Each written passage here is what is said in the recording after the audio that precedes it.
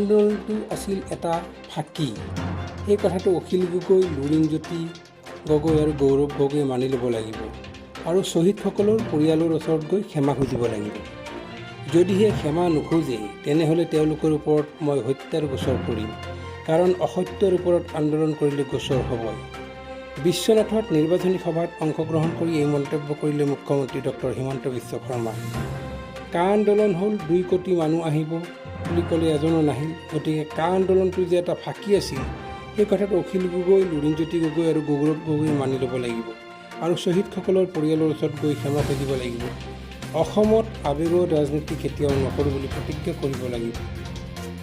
যদি ক্ষমা নোখোজে তেনেহ'লে তেওঁলোকৰ ওপৰত মই হত্যাৰ গোচৰ কৰিম, কাৰণ অসত্যৰ ওপৰত আন্দোলন কৰিলে গোচৰ হ'বই। বিশ্বনাথৰ ঠাকুমঠা চাহ বাগিচাৰ খেলপথাৰত অনুষ্ঠিত নিৰ্বাচনী সভাত অংশগ্ৰহণ কৰি এই মন্তব্য কৰিলে মুখ্যমন্ত্ৰী ডক্টৰ হিমন্ত বিশ্ব শৰ্মাই। প্ৰেমলাল গঞ্জু বুলি মই ঠিক কোৱা নাই। তেওঁ কেতিয়াও কংগ্ৰেছক ভোট দি পোৱা নাই, এইবাৰ দিব আৰু নিজক উঠিছে যেতিয়া। আপোনাক ফোন কৰি গৈছে? মোৰ লগত চবৰে ভাল, তেওঁ কোৱা বুলি মই কোৱা নাই আৰু মই কাৰো নামো লুকোৱা নাই। আপোনালোকে নিজে কৰিব। আগতে পিছে কেতিয়াও সদায়তো বিজেপিকে সহায় কৰে, এইবাৰ নিজে উঠিছে যেতিয়া নিজৰ ভোটটো নিজে ল'ব আৰু। ভূপেন বৰাই এটা কথা কৈছিলে যে হিমন্ত বিশ্ব শৰ্মাৰ তাৰ ছিঙিছে 19 তাৰিখৰ পিছত আৰু ছিঙি যাব। এইটো আপোনালোকে নিজে জানে, আপোনালোক সাংবাদিক, আপোনালোকে নিজে জানে যে কি হ'ব পাৰে 19 তাৰিখৰ পিছত। আহিব, চাব ধুনীয়াকৈ বিশ্বনাথৰ চাহপাত, গছ গছনি। আমাৰ ৰাইজক চালে ভাল পাব। পাঞ্জাৱৰ লগত বহুত ডিফাৰেঞ্চ আছে। মানে নহয়, যিটো কথা কৈছে ভূপেন বৰাই যে 100 দিনৰ সময় কি ভিত্তিত দিছে, মানে এতিয়া তেওঁক আপোনালোকে নুসুধিলে নেকি ভাল কৰি? সুধিছো, উত্তৰ দিয়া নাই। তেতিয়া কি ক'ব? যাৰ নিজৰে উত্তৰ নাই আৰু মই কি উত্তৰ দিম? তেওঁৰ ফিল আপ দ্য ব্লেংকছখিনিতো আৰু মই কৰিব নোৱাৰোঁ, হয় নে নহয়?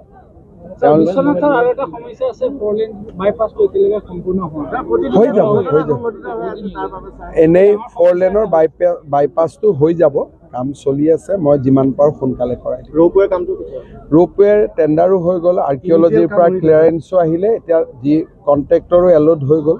26ৰ আগতে ৰৌপৱে হৈ যাব। 200 বেডখন মুকলি নকৰোঁ আৰু একেলগে মেডিকেলখন কৰি দিম আৰু সেইখন মেডিকেলৰে পাৰ্ট হ'ব। 26 চনৰ আগতে মেডিকেল কলেজ বুলিয়ে পষ্টবোৰ ক্ৰিয়েট কৰিম, নহ'লে আৰু স্পেচিয়েলিটিজবিলাক নাপাব নহয় মানুহে। সেইকাৰণে একেবাৰে মেডিকেল কলেজ বুলি লৈ 2খনে আৰু এই বছৰটো গ'লে আৰু উদ্বোধনৰ ডেট বিচাৰিম। 13তো আছোৱেই, 14 হোৱাৰ চেষ্টা।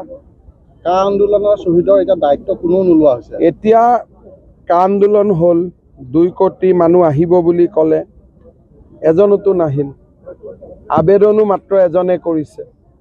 গতিকে কা আন্দোলনটো যে এটা ফাঁকি আছে সেই কথাটো অখিল গগৈ, লুৰিণ গগৈ, গৌৰৱ গগৈ এইবিলাকে মানি ল'ব লাগে আৰু শ্বহীদসকলৰ পৰিয়ালৰ ওচৰত গৈ ক্ষমা খুজিব লাগে আৰু অসমত আৱেগৰ ৰাজনীতি আৰু কেতিয়াও নকৰোঁ বুলি প্ৰতিজ্ঞা কৰিব লাগে। আৰু নহ'লে মই কৰাই দিম।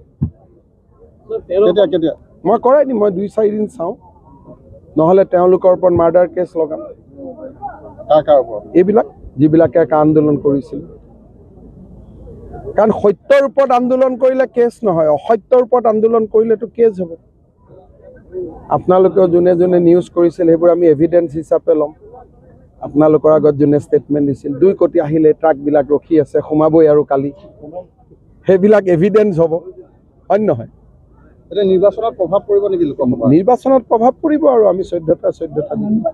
13টাতো জিকিমেই, 14ৰ চেষ্টা। যোৰহাটত পৰিব নে নপৰে? 13টাত যোৰহাট আছে নাই আপোনালোকে উলিয়াব, হয় নহয়?